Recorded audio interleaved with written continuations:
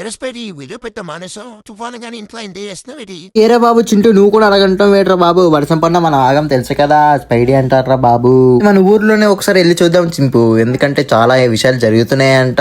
పదస్పడి బేగెళ్దామైతే ఇంట్లో అమ్మ వాళ్ళు చెప్పిన తర్వాత కూడా బయటికి వచ్చేస్తాం, ఎందుకంటే మీకు ఈ పాడలో ఏం జరుగుతుందో చూపించడానికి మాత్రమే. నువ్వు రోడ్ చూడడం కాదురా, ఒకసారి పక్కన జరుగుతున్న ఒకసారి చూడు. అరే చింపు, పక్కన చూడరా, చెట్టు పడిపోయింది. ఓడి అమ్మ, ఈ తుఫాన్ ఏట్రా బాబు ఇలాగుంది. బాగా తెలిసిపోయి ఉన్నావు కదరా స్పైడీ.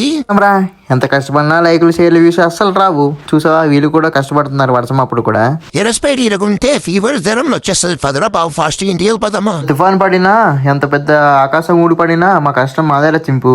స్పైడీ ఇప్పుడు కష్టపడిపోతే ఇంకెప్పుడు కష్టపడతాము. సర్లేరా బాబు చింపు. స్పైడీ పదరా బాబు, ఇంకో రౌండ్ వేద్దాము.